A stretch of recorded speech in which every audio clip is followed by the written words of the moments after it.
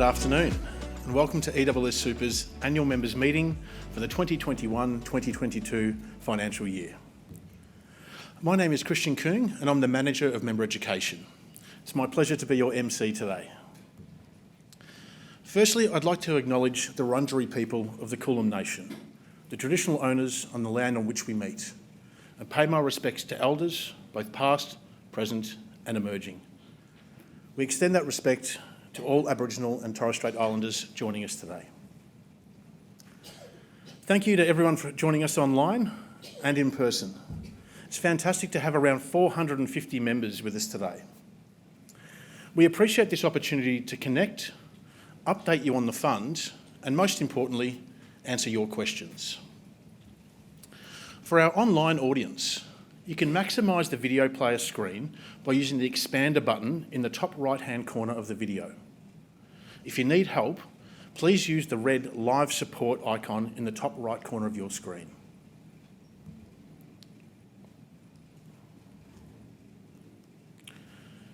We will hear from three speakers today. Joan Fitzpatrick, the Board President, Robbie Campo, our Chief Executive Officer, and Daniel Sellerton, the General Manager of Investments. The presentations will be followed by a question and answer session with a broader panel of executives, including David Daly, our General Manager of Strategic Transformation, Bruce Garner, our Chief Financial Officer, and Akshat Gore, the General Manager of Trustee Services.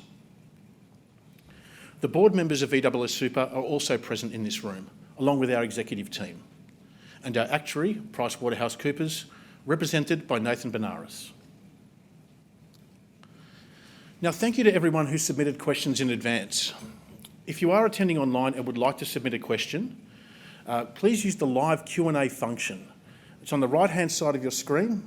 You just type your question into the text box, hit submit, and that's it. If you're joining us in person and you'd like to ask a question, please raise your hand once the question and answer session begins, and a handheld microphone will be brought to you. I'd now like to introduce our Board President, Joan Fitzpatrick.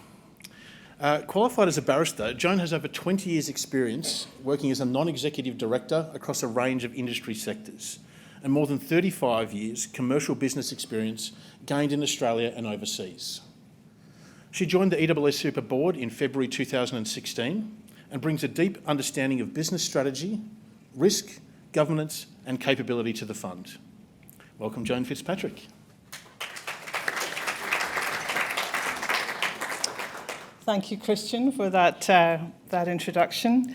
And on behalf of the Board of Directors, I'd like to add a warm welcome to all of the ESSSuper members who are attending our annual members meeting today, both online and in person. It's just lovely to be able to meet in person again, isn't it? And to gather like this and to see each other face to face. So a big warm welcome to everyone. Thank you for being here. My fellow board members are attending either in person or online, and in fact I've got a lineup of them for you to just quickly introduce. So it's my pleasure to introduce Jackie Perrone, Colin Jones, Pam Rebecca, Paul Mulroney and Angela Stringer. Thank you for being here. Now, I know I speak for all of us when I say we appreciate the trust that you place in ESSSuper and its board. And everyone is committed here to doing all in our power to help you achieve the comfortable retirement you so richly deserve. First up, I want to tell you that we are fully aware of all the disruption, inconvenience and frustration you've experienced as a result of our recent system changes. I am deeply sorry for that, and I sincerely apologise to you all on behalf of everyone at ESSSuper. We are deeply disappointed that we've let you down in recent months by failing to maintain service levels. I am so sorry that many of you have experienced lots of problems. Our disappointment is deeply felt because the whole culture of ESSSuper and that of all of its staff is one that is driven by a strong sense of purpose, a genuine and long-standing commitment to serving members. And we have had great pride in the long history of service excellence over many, many years. So you may well ask what motivated us to embark upon this major technology transformation that has caused some problems. We knew when we started out that it was going to be difficult. We have a very complex fund, and we knew that it was going to be a major project to transform to the new platforms. There are a whole host of reasons why we undertook the major project, but most importantly, it was imperative that we updated our systems, as the fund was operating on old, outdated legacy systems that were running out of utility, usefulness, function, and would no longer be supported by the suppliers, the vendors. In addition, the systems that we had just simply would not have been fit for purpose into the future. The old technology would not allow us to extend our services in line with modern, evolving member expectations and deliver the accessibility, flexibility, and speed that you have told us you want and need from us. We need to be confident that in the future, the new systems will deliver better member experiences. And I can confirm that this technology uplift, which we have undertaken, means that our systems are far more secure, and that's a crucial factor in this environment of heightened cybersecurity risk. They are more efficient, enabling straight-through processing, which is much faster, less manually oriented. And they will make management of your online super much easier going forward. While a lot of progress and improvements have been made in recent months, there is still work to be done. We need to embed the new technology and return us to our really pride-making position of providing you with high-quality service. And that's the type of service that you've rightfully come to expect from this fund. Please rest assured that these are absolute priorities for the board, for management, and the entire ESSSuper team. We have a relentless focus on resolving the issues and getting back to outstanding service levels. As I said, we've not yet totally remediated all of the issues, and Robbie will provide more detail on progress when she speaks after me. But in the meantime, we want to recognize and thank you sincerely for your continued patience as we navigate this complex transition. Turning to other things now, in January 2022, Mark Poulai stepped down as CEO after 12 years with the fund, and we thank him for his service. I'd also like to thank David Daly for doing an excellent job as acting CEO while we searched for Mark's replacement. We are very fortunate that ESSSuper has real depth of talent in its leadership team. I am delighted to say that the appointment of Robbie Campo to the role of Chief Executive Officer heralded a very significant change for ESSSuper. Robbie became CEO in July 2022, and as most of you would be aware, she is a highly respected executive with more than 2 decades' experience in profit-to-member superannuation. She brings a real wealth and depth of expertise in strategy, innovation, member engagement, communication, advocacy, risk management, and large transformation programs. In her first 6 months as CEO, Robbie has demonstrated great management skills and stakeholder skills and has tackled the transformation system issues which she inherited with resilience and tenacity. The board is in no doubt that she is the right person to lead the fund and to ensure its next stage of growth and development, and she will lead the delivery of exceptional outcomes for our members. With regard to your hardworking board of directors, it is made up of 12 people, 6 nominated by the government and 6 elected by members. The government-appointed directors bring deep experience in commercial, legal, finance, technology, accounting, transformation and consulting roles. The member-elected members of the board are also immensely talented in their own right, but crucially, they also engage directly with our members, their employers and organisations every day, and are able to feed their views back into the business. So we hear your voice. I just particularly like to welcome Jackie Perrone, who is a lawyer, and Eamon Leahy, who is a serving policeman to our board in 2023, and to thank all outgoing members of the board for their service. The board is very well placed to provide governance and oversight of all ESSSuper's activities, as well as strategic guidance and support. Together with management and in consultation with members, employers and industry and government stakeholders, who are very important, we are working on a 5-year strategic roadmap that sets out how ESSSuper will deliver high-quality services, strong long-term investment performance, low fees, and sound advice and guidance for members to ensure you approach and enter retirement feeling as confident and as secure as possible. Before I hand back to Christian, I'd like to take this opportunity to apologise once again for the service problems you've experienced over recent months. We are very sorry. I'd like to thank all our stakeholders for their support and every member of the ESSSuper team for their hard work, the many long hours they have put in over several months, and their deep commitment to members. Most of all, I would like to sincerely thank you, our members, for all you do for Victorian communities every day. You are and always will be front and centre of our decision making, and your retirement outcomes are our #1 priority. We are proud to serve you. Thank you, and I look forward to answering your questions later. Back to you, Christian.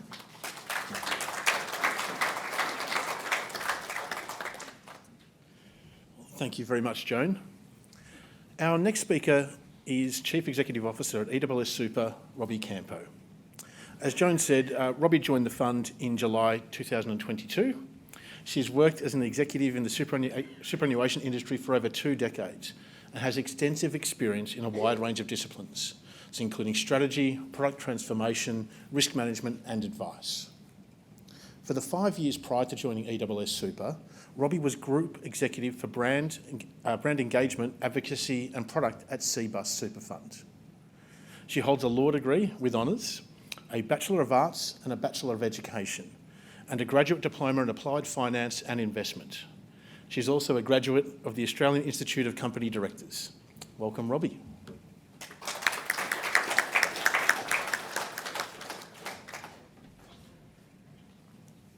Thank you, Christian.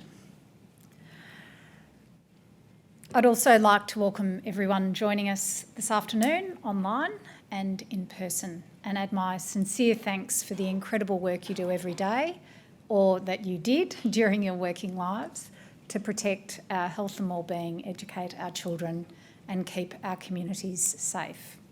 It's wonderful to see all of you and to know that there are many more joining online. I'm really honoured to be part of such a strong community of members, employers, industry and government stakeholders, and to lead the ESSSuper team in serving Victoria's emergency services and state employees and the retired members from those divisions. As Joan and Christian have already mentioned, I started as CEO in July last year, a few months after the new administration systems went live. Joan's already acknowledged the significant service disruptions which we know members experienced over the past year, so I also wanted to apologise to you for the impacts of these system changes and the inconvenience and frustration that has been caused. From the many conversations I've had with members and stakeholders over the past 7 months, I know that you all want to understand more about the transformation, why we undertook the transformation, what are some of the things that have gone wrong, and what we're doing to fix things and get back to providing high quality member service.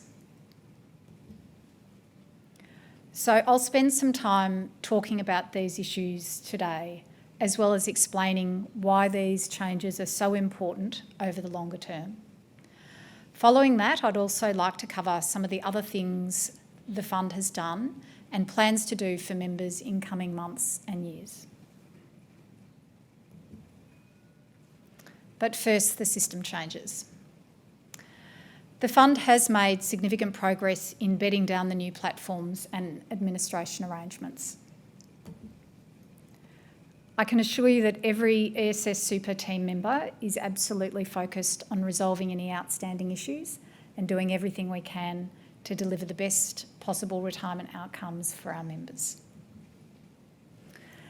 We embarked on this transformation because there was a real necessity for the fund to upgrade our technology.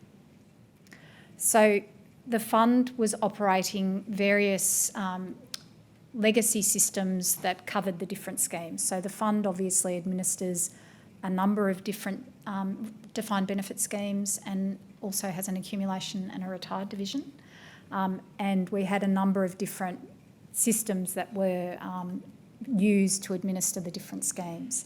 So this was very inefficient and also added cost to the fund. Some of these systems, as Jones mentioned, were approaching their use-by date. It is really important in this day and age to have systems that are modern and fit for purpose into the future. Obviously, a very key consideration was the continuous strengthening of the security of our systems in the face of an ever-increasing cybersecurity risk.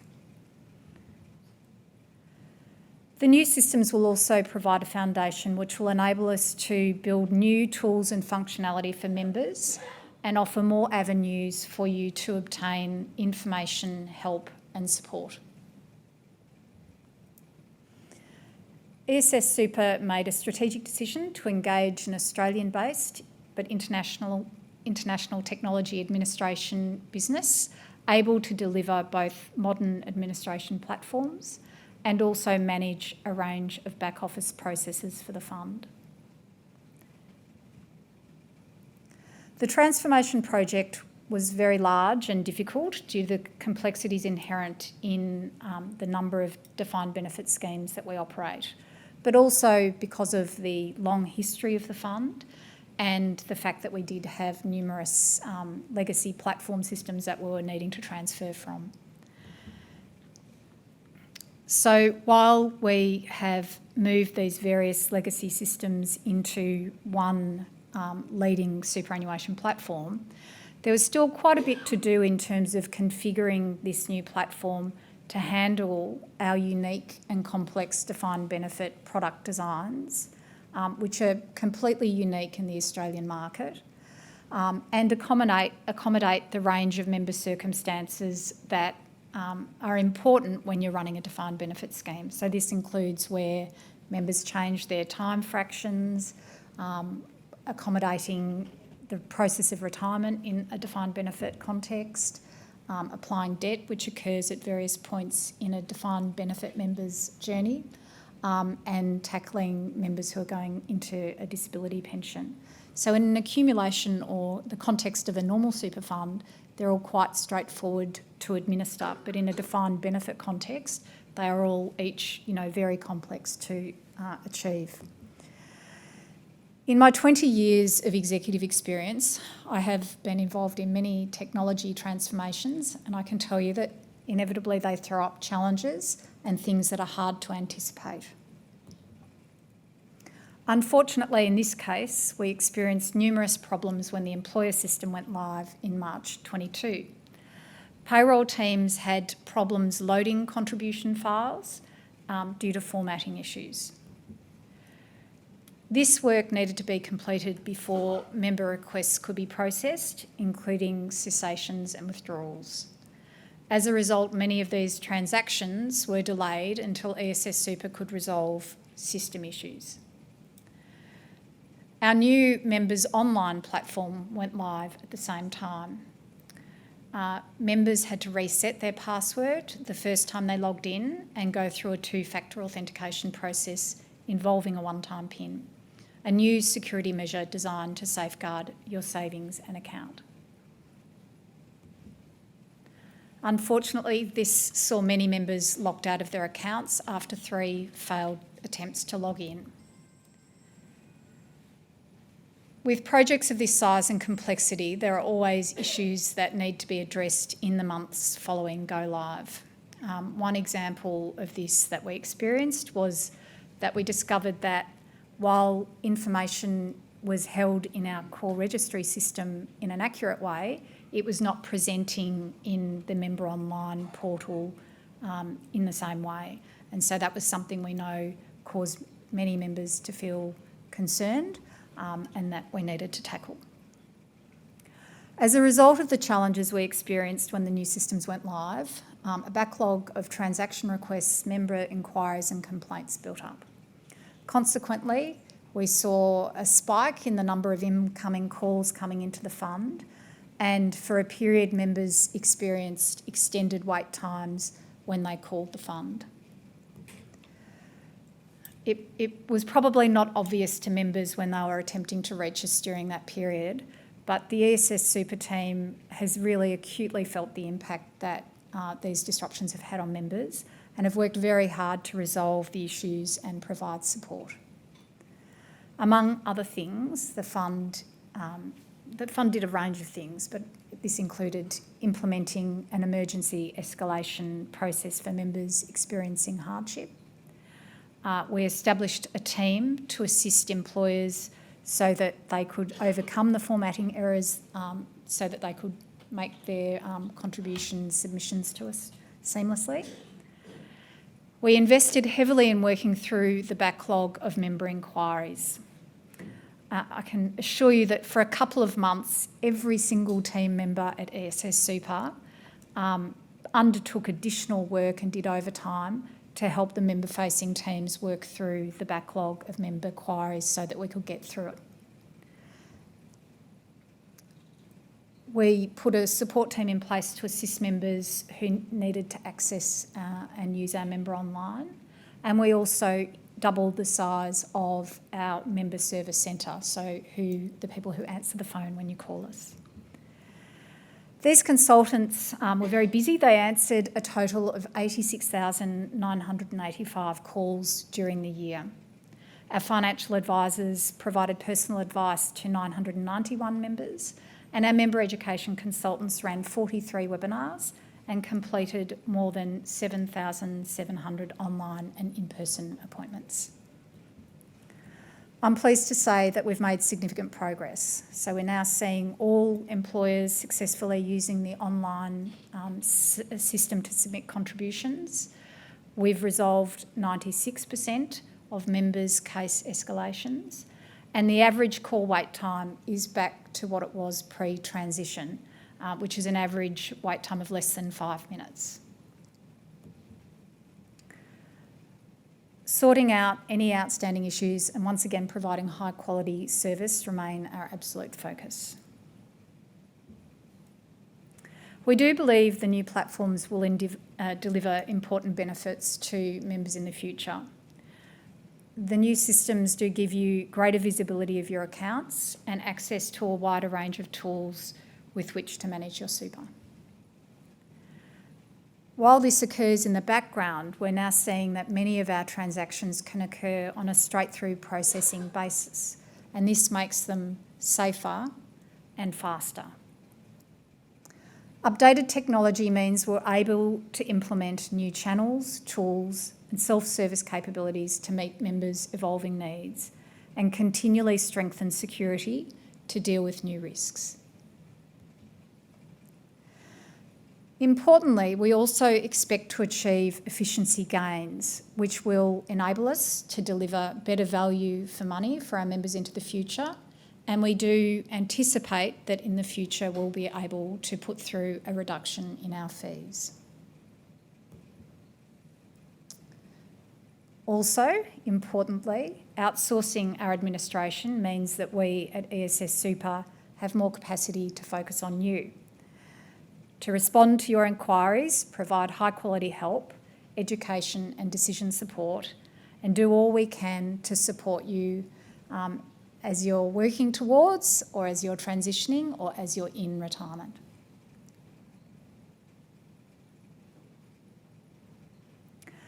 Talking to members, I also appreciate that cybersecurity is a very real and present concern. A number of you have asked what we're doing to protect members' data and accounts in this environment of heightened risk.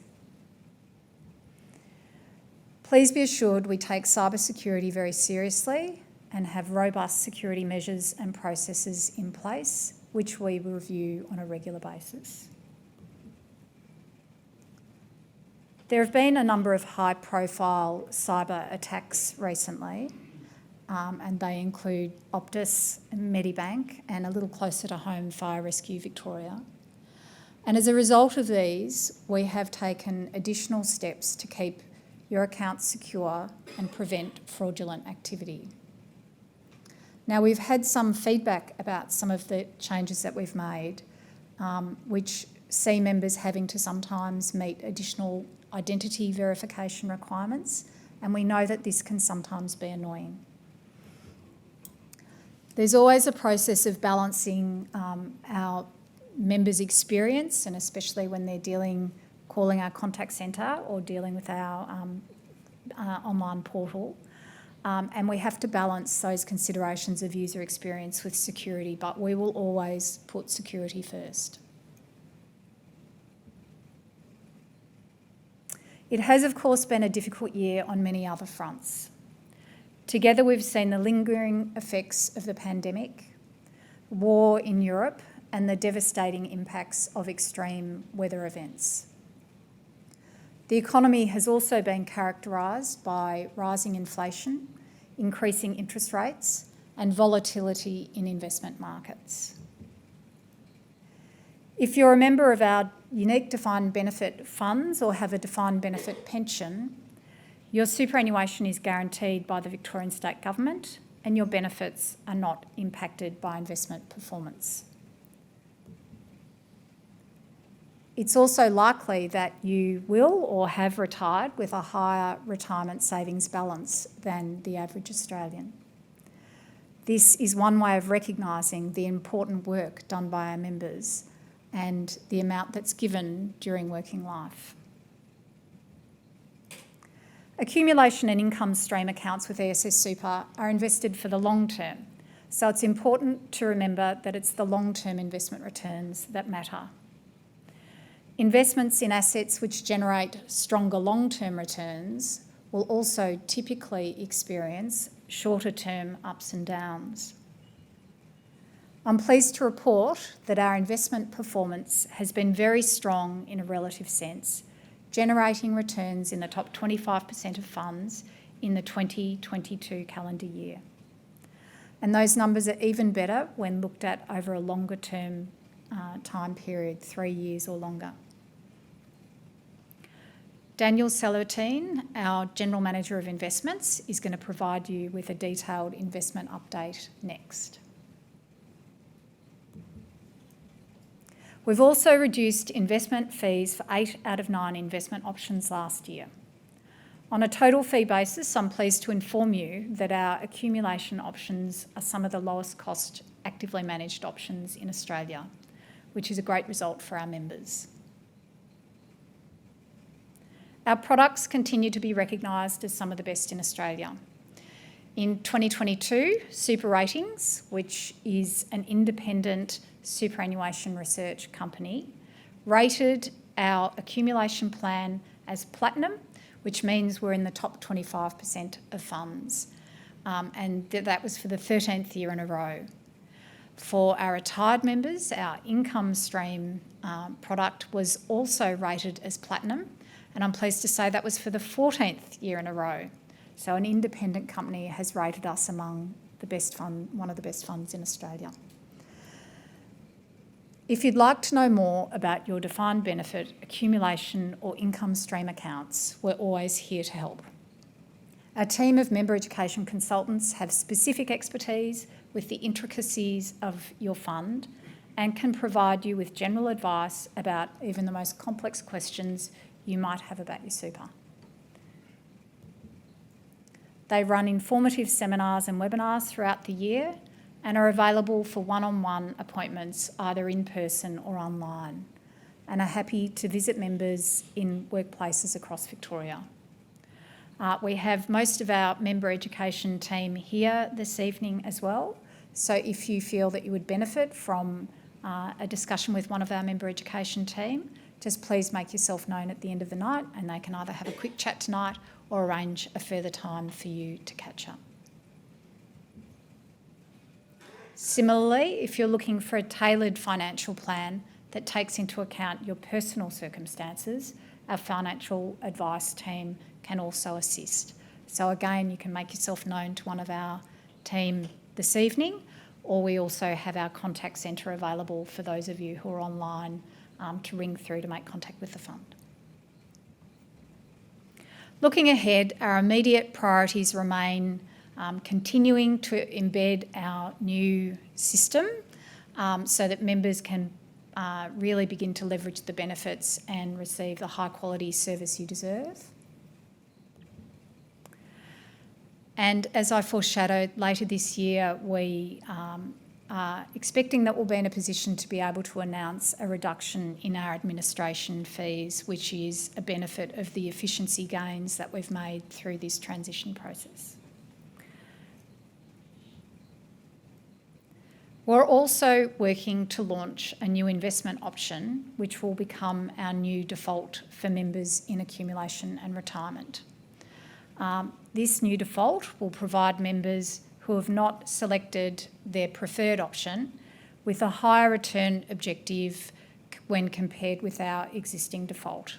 Now, I'm aware that most members in retirement do make a selection of the investment option that fits their circumstances, but this is a good development for those who have not, particularly in accumulation. The fund is also commencing work on a new website. We have had feedback from members about the website and the challenges that some members experience in navigating it.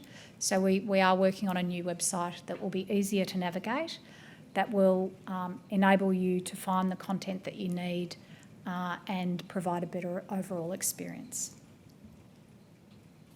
Beyond that, we're working very closely with the board, researching our members' thoughts on the fund and working with stakeholders to refresh our 5-year strategic plan and set out how we can deliver the best possible retirement outcomes for our members, achieve strong investment performance and continue to run the fund prudently and efficiently. And as always, we'll put our members' interests first. Thank you so much for attending our annual member meeting, both to those in the room and also those online. I and the rest of the panel look forward to answering your questions shortly. Thank you.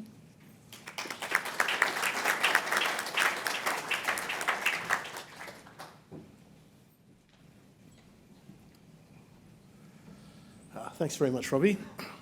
It's now my pleasure to introduce our final speaker of the day, our General Manager of Investments, Daniel Sellerton. He's had senior roles in asset allocation, investment strategy and asset consulting, and has led ESSSuper's investment function since 2018. Over to you, Daniel.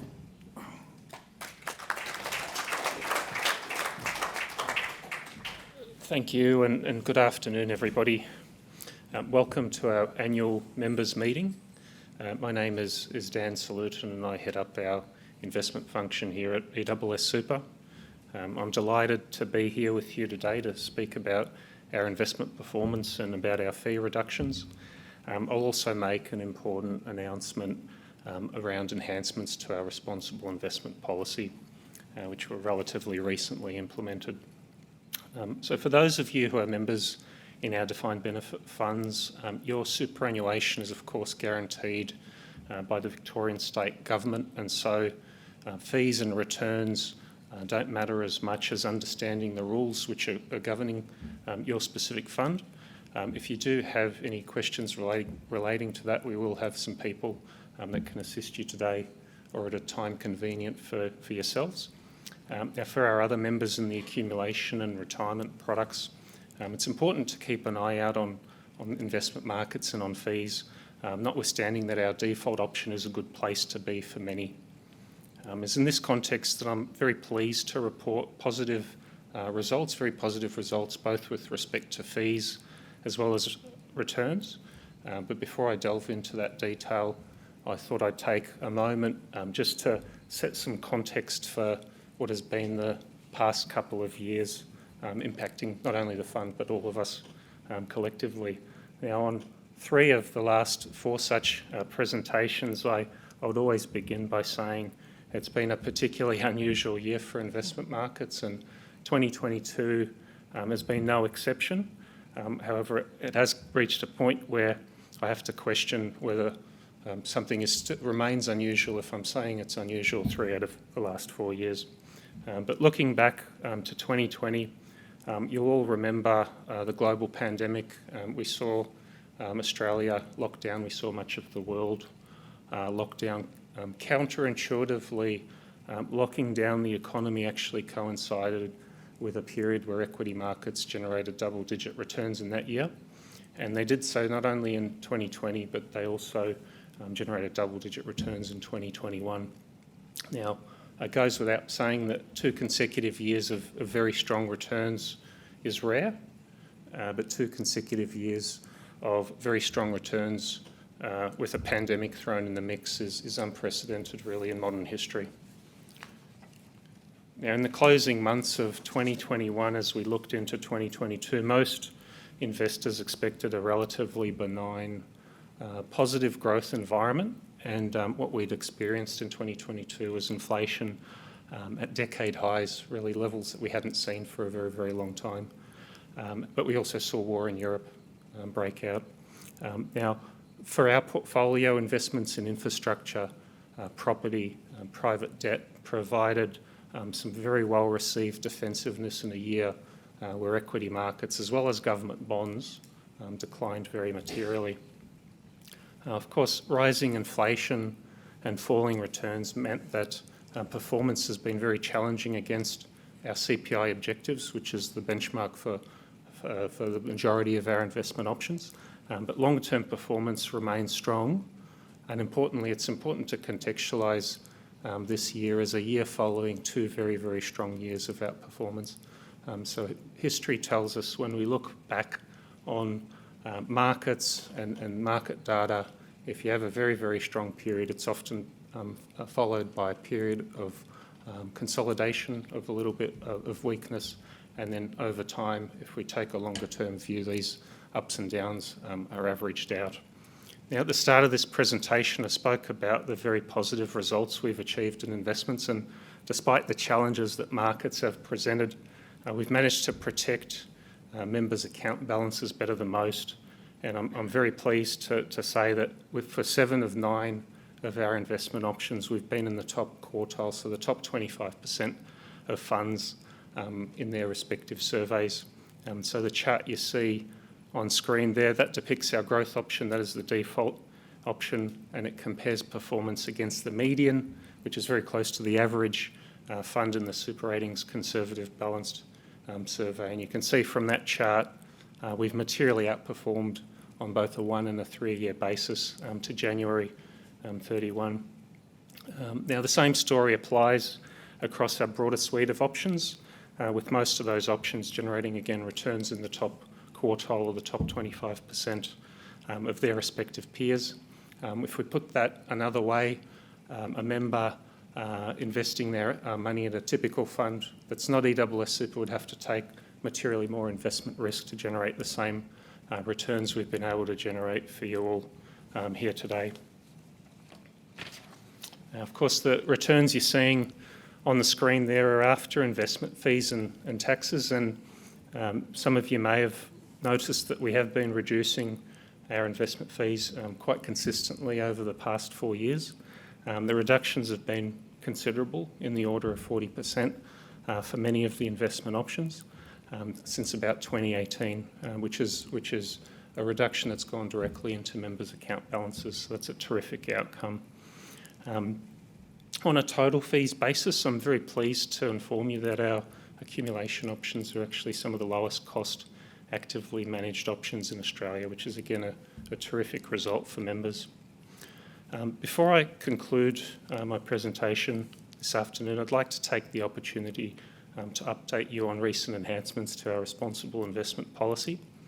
After very careful consideration, our board has adopted the objective of targeting a net zero carbon emissions target for both the accumulation and retirement options. And the core purpose of this change is really to ensure that we're protecting the best financial interests of our members.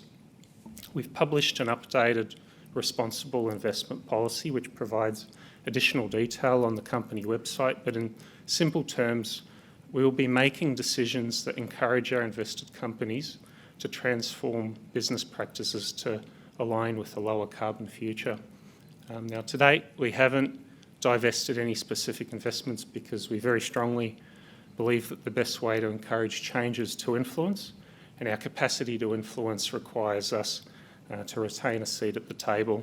At some point, however, investments that fail to adapt to the fundamental changes needed to the way we go about working and living in our society will need to be divested. Now, I'm very aware that for some of our members, immediate divestment is the only acceptable way forward, and for those members, we do have an ethically minded option, which has divestment as a feature of its investment strategy. For our other members, I'd encourage you to keep an eye out for the responsible investment policy and certainly updates in this space, as it's a space that's changing very rapidly. I'll conclude my presentation with an adage I'm sure many of you will have heard before, and that is superannuation is, of course, a long-term investment. So time in the market is more important than attempting to time the market. And I'd like to thank you for your attention. And again, I look forward to answering any questions you may have.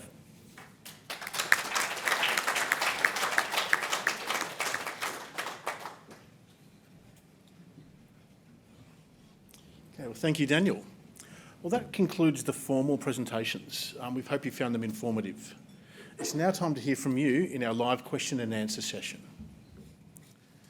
So a quick reminder, if you're attending online and you'd like to ask a question during the meeting, please use the live Q&A function on the right-hand side of your screen. Just type your question in the text box and click submit. If you're joining us in person and you'd like to ask a question, again, if you could just please raise your hand, a microphone will be brought to you. It's important to wait for the microphone to get to you so the people online can hear you.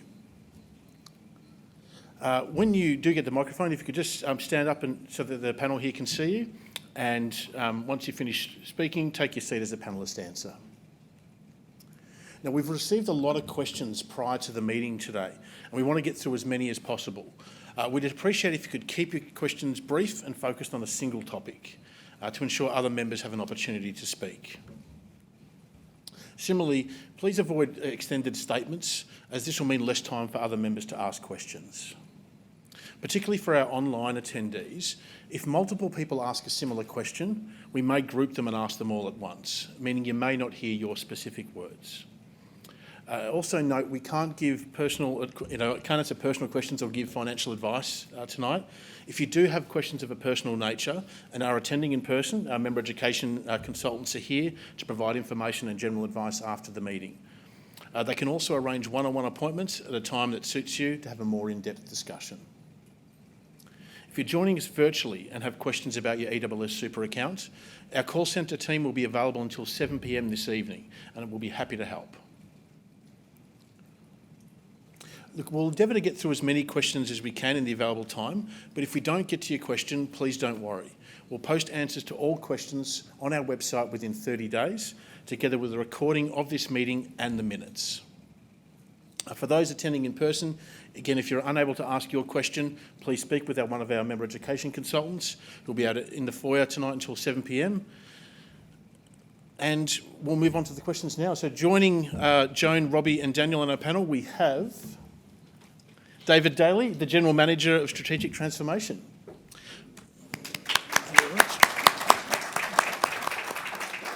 We also have Bruce Garner, the General Manager of Corporate Services. And we have Akshat Gore, the General Manager of Trustee Services. Welcome. Thank you. Okay, so we'll start with a pre-submitted question. So this question was actually sent by a number of members. So it was sent by Georgina, Darren, Desmond, Goffredo, Anthony and Peter. They've all submitted questions in relation to the service disruption. And they've talked about their poor experiences, including ESSSuper's failing to respond to emails, account balances showing a zero, and issues impacting Section 24(3) members. They've asked why there have been so many problems and what ESSSuper is doing to fix them. This one here from Georgina is actually quite representative. So she's written, why have there been so many administrative issues over the last year, and what is the board doing about this and the many other issues that are not befitting an organisation such as this, entrusted with handling such vast amounts of members' money? I might address this to you, please, Joan. Okay, thanks. And thanks to all of you. I think I've got your names: Georgina, Darren, Desmond, Goffredo, Anthony, Peter. Thank you for submitting that question, or the questions that you did. I mean, it's very important to think about that. The first thing that I would say to you, and particularly to you, Georgina, is that there was never any risk to members' money. And members' money has always been secure and is highly protected. So even though we experienced transition problems, which I've described and Robbie has described earlier, the money has never been at risk. I think regarding the board and what's the board doing about this, I think it is fair to say that the board has worked very hard and very closely with the executive team. We've had a very structured program of work where we have sought to actually understand the issues, address them properly, and get them resolved as quickly as possible. So I think, the outstanding issues are the tail end of the problems, and I think it's fair to say that the board and the executive, and indeed all of the staff at ESSSuper, have worked, really hard, long hours, and have been united together to resolve the issues that we've faced. I think the board has also made the courageous decision to actually, embark upon the transition, and that was a big decision to make. It was one that we knew that we had to make, and in many ways in our lives, the easiest thing to do is to make no decision whatsoever and not embark on challenging change. But that's the decision we made. We stand by it. And as I said, the problems that we've faced have been really unfortunate, but we're getting through them, and we are really confident that this new platform will deliver all of the things, all of the ambitions and all of the desires that we have for you as our members and for your experience going forward. Thank you, Jane. So we'll go to another pre-submitted question. This one's from Peter. So Peter's asked, what restitution or compensation will ESSSuper be providing to all members who are subjected to the blackout and suffered adverse outcomes as a direct result of a failed transition, where they were prevented from protecting their assets from the unforeseen financial crisis that occurred as a result of the war? So I might actually address this to you again, please, Joan. Thanks for that one, Peter, as well. That's a great question. I think my answer to that is that if you believe that you have been materially, significantly impacted by the transition, and this applies to all members who feel that, please make contact with us on an individual basis, and we will sit down and look at the circumstances, and we will discuss a fair and reasonable resolution. So this is available for everybody who feels that they have been significantly and materially impacted by the transition problems that we faced. Thank you. Another pre-submitted question. So Andrew said, we've lost so much money in our super this year. Why are investment returns so bad? So I might send that to you, Daniel. Thank you for the question. Andrew, certainly it's been a challenging year in financial markets. I think we've done a really good job, as the charts have demonstrated, in protecting value as much as possible, but there are movements in financial markets which we cannot completely insulate members from. You will be very happy to hear that you're in the top 25% of funds for the last year as well as the last 3 years. And it's important when assessing the context of what's just happened to view the world as a point in time. This is a story about increased market volatility. And if you look at the longer term history, markets go up and down, but they always go up, they never go to zero. And so if you're thinking about switching, or you're thinking about withdrawing a degree of capital out of your accounts coinciding with this period of time, just reach out to one of our member ed people and have a discussion before you do that, because what could be a temporary decline in balance, you could actually lock that in by making a decision around this timing. Thank you very much, Daniel. Look, we might take a question from the audience. Any questions from anyone here? Got a gentleman here and a gentleman here. Thank you, Tom. Yeah, hi. I'm kind of new to the super fund. I just want to know, what is your key differentiator? What would you say are your key differentiators with respect to the other funds? Again, I'm kind of new to the fund. That's all right. No, thank you for your question. I might actually direct that to you, Robbie. I'm also somewhat new to the fund, but I can tell you, because in looking at whether I wanted to be the CEO of the fund, I did a lot of work to understand what was different about this fund.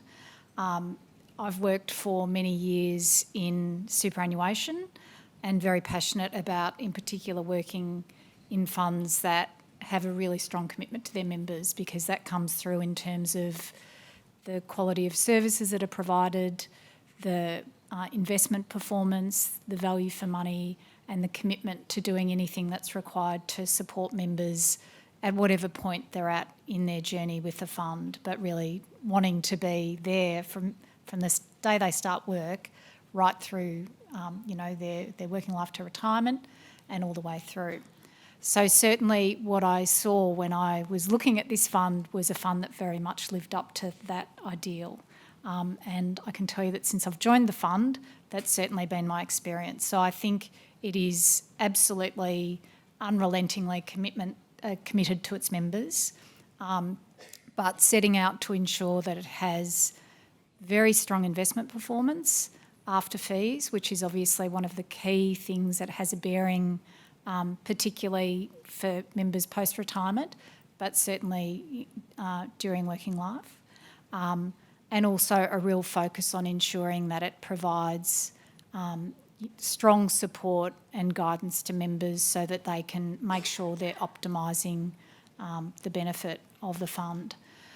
The other thing that I guess is quite special about this fund is that it does operate within a community within the Victorian public sector and emergency services workers. So I think that gives us, we have the benefit, because of the structure of the fund, of not needing to be a mega fund like some other funds. And there is a real benefit to being able to operate in a sustainable way but be smaller, because it means that we can maintain a really stronger connection with our members. And I've very much enjoyed the way this fund, seeks to engage actively with its members. That's beneficial because obviously that's a really important way of connecting and ensuring that we're meeting your needs. But it's also an incredibly valuable source of input for the management and the board in being able to continuously improve the fund to make sure that we continue to meet your needs. I don't know, Joan, if you want to add anything to that? No, I think it's a pretty unique fund as well. There's very few. I don't think there's any other defined benefit schemes that are open. So are you in the defined benefit? No, you're in the accumulation. Yeah, okay. Yeah. So I think that's one of the big ones, yeah. Thank you. We'll go to a question from our online audience. This one is from Goffredo. He's asked, this one's directed to you here, Joan. It says, Ms Fitzpatrick, why do you apologise for the past few months when the issues that have plagued ESSSuper and its members have notched up for more than 12 months? Well, I mean, I think the apology survives, all of the months that we've experienced problems, and I think that we are just at the 12-month mark, and I think that we are seeing very much the progress that is coming through, and basically I think we're on our way to delivering the outcomes and the service quality that we planned for. So I hope that sort of clarifies it. Perfect, thank you. We'll go to another pre-submitted question here. This is from Nolene and Anthony, and they've both pre-submitted questions asking why annual benefit statements were so late. Can I address this one to you, Robbie? Yes. So we've been working very hard on the annual benefit statement program. It's always quite a significant undertaking in a super fund, and I've been involved in many of them. In ESSSuper, it's obviously a little more complex because we're DB and because we operate a number of different schemes. This year, because of the transition, it meant we were forced to start our preparation for issuing member statements later, so we'd normally be able to be in a position to start it. But both because of the transition and then because of the backlog that we were very busy trying to get through, it did cause a delay in starting the process. We also, there was also an element of complexity in this year because some of the transactions occurred pre-transition and some of the transactions that are reported in statements occurred after the transition. So that meant some of the processes we had to go through to really test the accuracy of statements has been a little bit more involved than would normally be the case in a normal year. I really want to make sure that everybody, though, has understood that one of the benefits that the transition delivered was that there is a lot more information available to you 24/7 anytime you want to look on our member portal. So all of the information that you would normally be waiting for your annual benefit statement to provide, you can access at any time in the member portal. So if members are looking for that information, you can obtain it already by accessing the member portal. And if you're someone who's not less confident in going onto the portal, then you can obviously also contact our call centre if you have any queries about your account. Thank you, Robbie. So I'll take a question from the audience. I think this gentleman's here first. I'll make sure he gets to you. Yeah, my name's Peter. I'm a former member of Victoria Police. My question really concerns seminars. Having been with ESSSuper since the very beginning, I found that the seminars that used to be conducted 2 or 3 times a year were extremely helpful. You not only learned from very, very good presenters, but you also learned from other people's experiences. On a number of occasions, I've rung ESSSuper, I've sent off a couple of emails, and I haven't got too many responses, but it's the sort of thing that as someone who's living off, my wife and I are living off our superannuation, it would be a very, very useful tool to perhaps reintroduce. That's my point of view anyway. Thank you. Appreciate the question. Thank you. Give that to you, Robbie. Thank you. And I had the benefit of speaking to Peter and his wife before the annual member meeting commenced. So this feedback is the kind of feedback that's invaluable that comes from this program. Obviously, we've continued to run our seminar program, and we know that it's a highly valued service that many members take advantage of. It has been somewhat disrupted over the last few years. We've moved mainly to providing webinars, but certainly, things are starting to crank back to more of a normal way of running things, as we're doing this evening with offering our annual member meeting, at least for some in person. So we will look at taking that feedback on board and making sure that we're focused on some in-person seminars. The other thing that I think is really great to have that feedback is, and I know we've had that from some other sources, is a focus on making sure that some of our seminars are relevant for members who are already retired, rather than focusing on the point of retirement, because obviously there are some different considerations that are relevant for members, while you're in retirement. So that's invaluable feedback, so thank you, and watch this space. Thank you. Perfect. We might grab another one from the audience.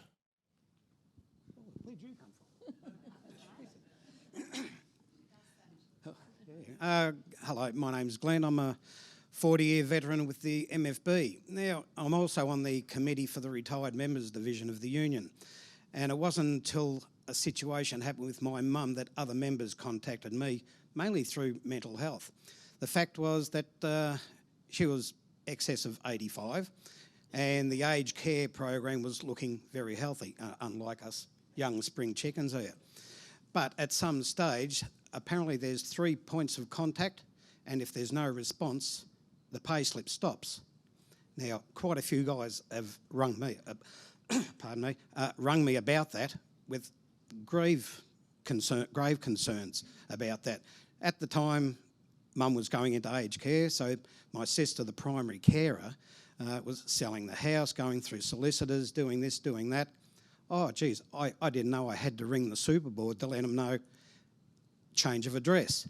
Is there a plan B that when that 3 points of contact stops the pay slip, that something can't be done 5 years earlier when they know that they're home, they can get in contact with the immediate family and say, look, you could be coming up to that stage, we got something else to let us know where the new address is. So is there a plan B? Yeah, Robbie. Yeah, so thank you. Sorry, I didn't catch your name. Glenn. So thank you, Glenn. So I think what you're referring to is one of our risk measures that when we have 3 pieces of return mail, it does result in the pension payments ceasing until we can make contact with the member. And this is actually, we're responsible for administering, pensions. I think we're the largest payroll in the state, in fact. And so it is really important that there is that integrity, because if there's another reason why, if payments are being made when there's not an entitlement to the payment, then that creates a debt that the fund and the state has to try and follow up. So I think we'll look at it and really make sure that we, this is a process that's really important from a risk point of view, but we know that it's also one that can cause distress to members if it's just the fact that they've moved.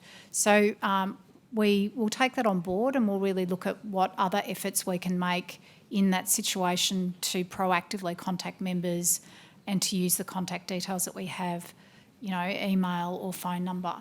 Now, that's sometimes harder with especially members who are older, but certainly for our younger members, we do have most of those details.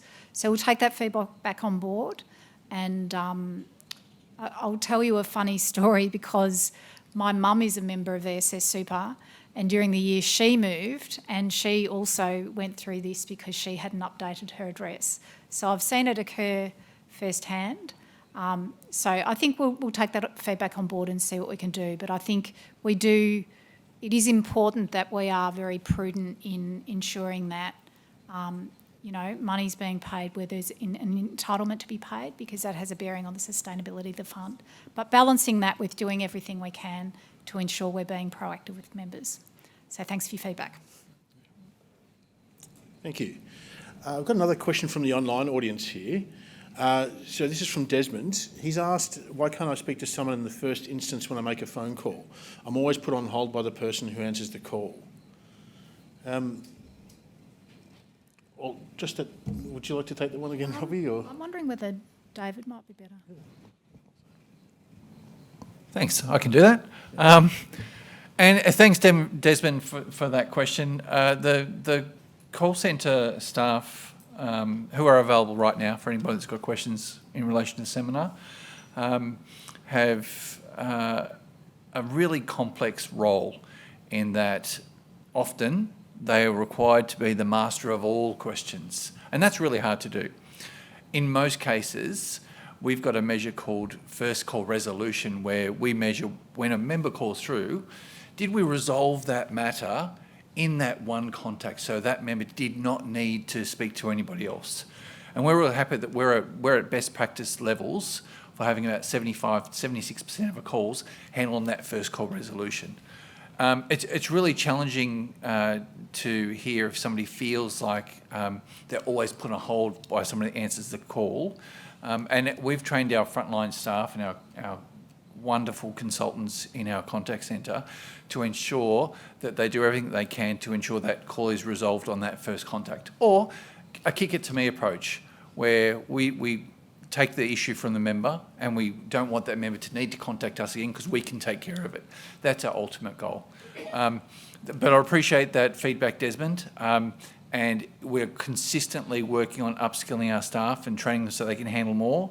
We're consistently working on additional channels where if you've got a question that you don't need to call the contact centre, you'll be able to look online, which is often more convenient for many of our members that work shift work and want to call at a time that isn't the standard 9 to 5 operations.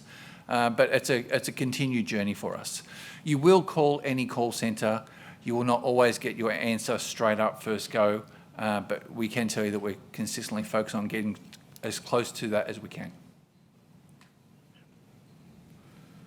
I might go to another one from the floor. Gentleman here in the middle.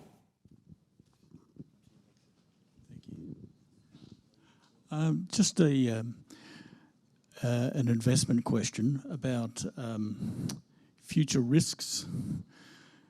You hear in the media talk about the everything bubble, and there's share prices might crash 50% and all this sort of stuff. Does the fund have a medium-term view on what those risks are, and should we be worried? Are you prepared? Now, just a preliminary, this question is probably best at an investment seminar. Does the fund propose to run investment seminars again, like you used to? Thanks for that. I'll put that to you, Dan, if you could. Yeah, absolutely. I'll perhaps talk to the investment challenges and maybe defer to a higher level expert with regards to the investment seminars. But look, investment markets have been a really challenging environment for as long as I've frankly been at this fund. I don't think, with the exception of probably 2021, where there's been a year where we have been absolutely gung-ho about how financial assets will perform. I think it goes back to, from a member's perspective, it goes back to you need to look at your superannuation as a long-term investment strategy. The more you tinker with it, the higher the chance of you inadvertently making an error. It's very difficult even for people that do this every day to time the market. We do a little bit of that for you in the way that we manage the investment options, and you see some of that bearing out in the performance. Our performance is positive for the last 12 months. The average fund is negative. So we do a lot of that for you. The most important thing that an individual member can do that's in the accumulation or retirement plan is to make sure that the option that you're in is an option that is in line with your return objectives. So i.e. it's going to make you enough money every year to see you through in the way that you're sort of spending your balance, but also that the risk levels that it's taking is not something that's going to kind of keep you up at night worrying about markets. That's my job. So I'm at pains to begin to forecast what will happen in the future. I'll just say that we've got processes that are working for our members, and we're doing a lot of that work to the greatest extent that we can in the background.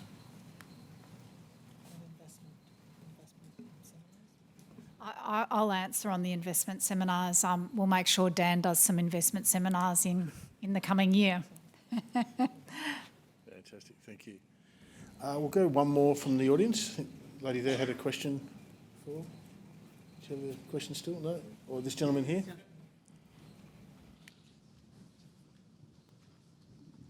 David Steele's my name.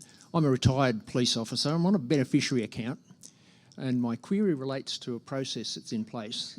Recently, I take out a lump sum of money and transfer it to the police credit co-op or Bank Vic, and I find that there's an amount taken out which is obviously for tax, but I don't get a pay slip or a group certificate or whatever you want to call it, pay advice slip.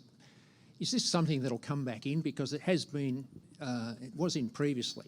Every time I'd take out money, it'd say, look, there's 10,000 gone, there's 6,000 as tax, you get 9,400, but that no longer occurs. That's my query. Thank you for the question. I'll just address that quickly. You can talk to one of the member education consultants and they'll be able to actually generate one of those for you or organise one of those to come out to you. But that's sort of to transition. David, did you want to have a chat about that? Yeah. Thanks, Christian. Thanks, David. Good question, and I'm going to be bluntly honest. I do not know the answer to that. I believe that we did do that and we should continue to do that, and we can find out why. But in the meantime, I'll support Christian in saying, yeah, let's speak to one of the member eds and find out about that. But also we'll take it offline and have a look at that as well to make sure that you don't need to ring and ask one or speak to a member ed consultant. It should automatically come out. Yep. Perfect, thanks. Okay, we'll go to another pre-submitted question. This one was submitted by Ronald, who suggested registering for Members Online access requires multi-factor authentication, and any transaction in Members Online requires two-factor authentication. But I'm disturbed to find that logging into Members Online is still accessible with single-factor authentication. When will the security of access to my account be improved? I'll give it to him. Thank you, and thank you for this question, Ronald. I hope you've understood that we take cybersecurity risk incredibly seriously at this fund. And as I mentioned before, we have actually, in light of the recent cyber attacks that have been occurring, including with some quite significant Australian companies, worked to improve the security that applies to your account and when you're accessing your account. So it is absolutely the case that we do apply two-factor authentication, which means that you need additional information, and generally it's a link that's sent to you in order to make changes to your account, and certainly when you're wishing to undertake a transaction. Now, we make decisions about what the security settings are on your account based on an assessment of the risk of what threat actors might be attempting to do, but also looking at what is best practice. And it is that balancing act between not unnecessarily burdening members with new processes and steps that they have to go through in order to access their account, while also ensuring that we have a really high level of security. So as I said, we do constantly review that and we'll take that feedback on board. I think it's less typical for a basic login that doesn't involve any transactions to require two-factor authentication, but certainly we will be constantly reviewing our settings to ensure that we are meeting the highest standards. Thank you, Robbie. Do we have any other questions from the audience? Gentleman at the back, get a microphone too. Oh, sorry, the ladies here. Sorry, just in relation to the statements, you were saying that you can look online, but I was hoping to get a post out. When are they coming? Because it was December, that was January, and now it's February and almost March. Okay, thank you. Thank you. So the remainder of the statements, it will depend on what category of membership you're in. We are moving through progressively the remaining statements that need to be issued. So maybe we'll touch base with you after and understand what category of membership you're in so we can give you a clearer indication of when you're likely to get your statement. Thank you. And the gentleman at the back, please.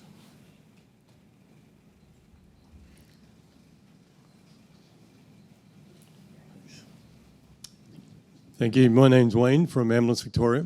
I hear tonight you mentioned a couple of times that we're in the top 25% of super funds in the state or in Australia, I'm not sure. So tell me, it's a pretty broad number, 25%. So I guess I sit here and wonder, is that 76% or is it 98? So the question is, what's stopping us? Why aren't we in the top 10? And what are we going to do to get there? Thank you very much. Jan, did you want to? Maybe I'll start because actually we were referring to both a broad assessment of the fund, which was the Super Ratings Platinum Assessment, which places us in the top 25% of funds, which is a holistic assessment of the fund across a range of different areas, including investment performance, but also looking at service, product, governance, fees. But then we were also talking about investment performance. I guess I'd say on both, recognising that superannuation is a very long-term investment, it's probably the ratings work in that way, I guess, in recognition of the fact that when you are assessing products and funds over a very long term, maintaining performance that is consistently in that top quartile is what's important. So rather than, looking at short-term performance, which might move around a little bit more, it's really about aiming for that top quartile of performance. So I don't know, Dan, if you want to add anything in terms of investment performance? Absolutely. So from an investment returns perspective, what we look for is consistency year to year.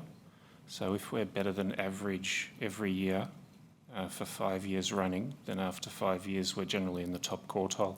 What we don't want to be is taking excessive risks, and that's what generates returns that are very good 1 year, but then fall over the next year. So for us and for our members, we think that the most appropriate way to manage the strategy is consistency, and that consistency will bear out in the form of top quartile performance over longer periods. And if I might add, similarly with that independent assessment of the fund's performance by super ratings, based on the same principle that Dan just spoke about, the platinum rating is actually the top rating. So they assess funds against a range of different tangents, and it's your consistency in performance that puts you in that top quartile. Thank you very much. So we've got a question from our online audience. This is from a member, Christopher. So Christopher's asked, what is the time frame for resolving the remaining issues with the new technologies so that members can confidently expect competent service? Can I give this one to you, Robbie? Thank you. Christian says rather nervously. So thank you for your question, Christopher. I'm really pleased to say that with a lot of hard work, we're actually really seeing most of our primary functions and processes working as we had anticipated they would work post-transition. So while there are still some less common transaction types that we're still really getting right, the primary processes are working as we had expected. So in terms of the time frame for resolving remaining issues, there are still some. I spoke about earlier that in light of the fact that our offering is unique and complex, it's meant that there's been some system changes that have had to be undertaken in order to accommodate the differences our fund has compared to other super funds. So we are now working through the last, which are probably the less common member case transaction types that affect a smaller number of members but are quite complex to resolve. So we're working through those, and we're working to get through them in the next few months. But they do affect fewer members, but we know it's very important to get everything working right. There are some other changes that we're also working on. So the change, another change which we know is something that has occurred after transition, which is a blackout period that applies to member withdrawals ahead of pensions being paid. And we know this is something we've had a lot of feedback from members about, and, you know, has really been something that they've found pretty frustrating. So that's another area that we're undertaking some work on. So that was put in place for a very important reason, which was a risk measure to prevent members from overdrawing their account. But we recognise that there are probably some other ways that we can address that risk without causing the frustration of a complete blackout. And so that's another area of work that we're working on, and we hope to be announcing that and putting that change through in the next month or so. And the other thing that we're still working through is there have been a number of individual member concerns and complaints, and so some of those where they are really of an individual nature take a bit of time for us to work through, but we are making sure that we're resourcing those to get through them as quickly as we can. I guess the other thing to observe is when you undertake this kind of transformation, and, you know, we've now put in place a platform that gives us a lot more capacity to continue to improve. It's not a kind of once-off transition, set and forget. We're now on a journey where we're going to be continuously looking at how we can build on this platform, which provides a much better foundation for us to continue to improve our offering. So there'll be further things that we work on, looking at all of our other digital tools, our app, our website, and how we can improve those now that we have the foundation in place. So I hope that answers your question. We know it's been very frustrating, and I can tell you that we're working as hard as we can to get through those last complex cases as quickly as we can. Thank you. Thanks. We'll go to another pre-submitted question. This one relates to ESG, so environmental, social and corporate governance. So does ESSSuper include ESG factors as core investment principles in its various funds? Is ESSSuper making certain it's not investing in fossil fuel companies or the insurance companies that support them? And finally, is ESSSuper making certain it is not investing in deforestation? So I might give that to you, Daniel. Thank you. Thank you. And thank you to Mary and Terence for submitting that question. There's a couple of items to unpack there. I briefly spoke about this issue during our presentation, but I'll perhaps go through each of the questions one at a time and just add a little bit of colour to the question. The first question related to whether or not we incorporate environmental, social and corporate governance considerations when we're making investment decisions, and the quick answer to that is absolutely we do. The responsible investment policy we've got on the company website has got a really good summary of how that process works in practice, but what it boils down to is any time we make a new investment, any time we review an existing investment or even look at divesting from an investment, we're examining ESG factors at each of those points in time. The second and third question related to exposure to deforestation and fossil fuels, and it's important in answering that response or in framing that response that I emphasise that the board's core responsibility ultimately is to act in the best financial interests of our members, and is with that context that late last year the board had adopted a net zero objective for our accumulation and retirement plan, which is to say by 2050 we hope that the carbon emissions of our portfolio investments will decline to zero. Now in practice, what does that mean over the next couple of years? It means that the decisions that we make with respect to our invested companies will be steering those companies towards that journey. We are taking an engagement approach because frankly we think that that divestment today isn't the way to actually solve the issue that we're trying to solve, which is global warming.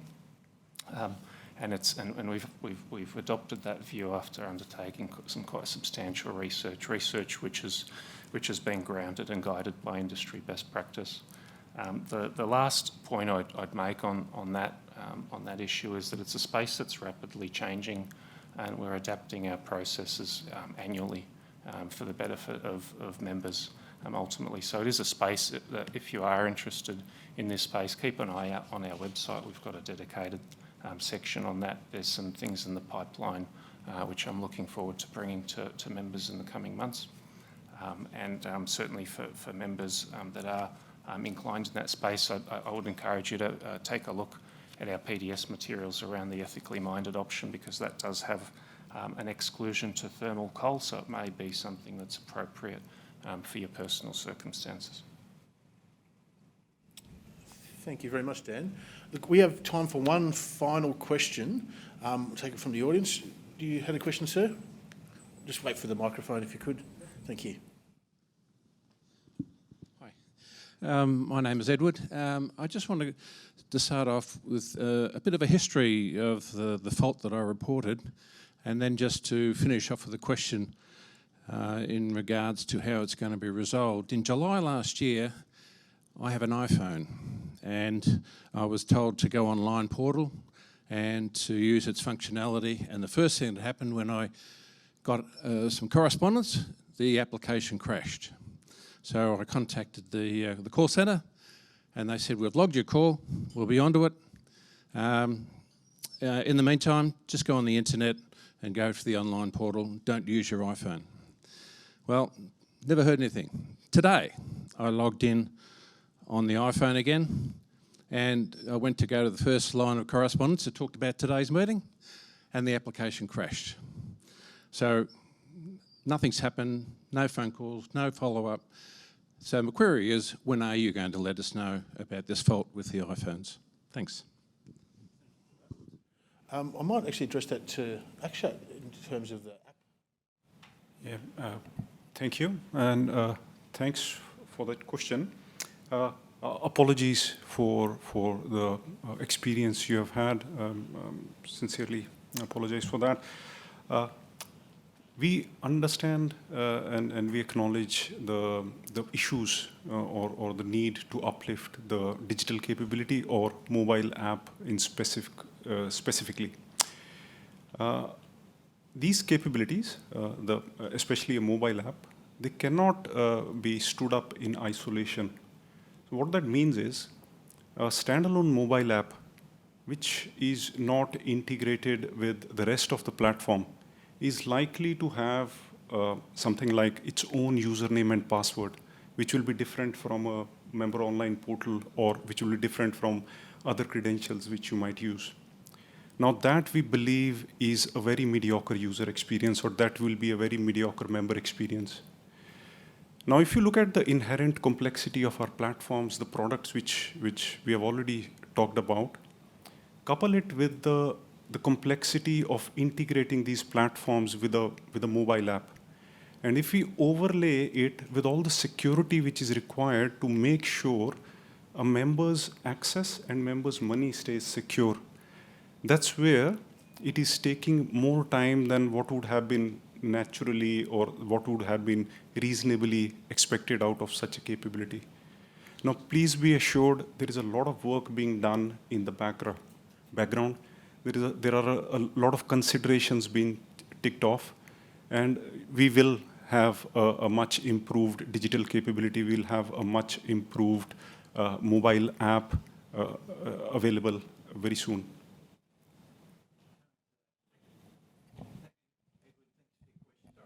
Microphone's working.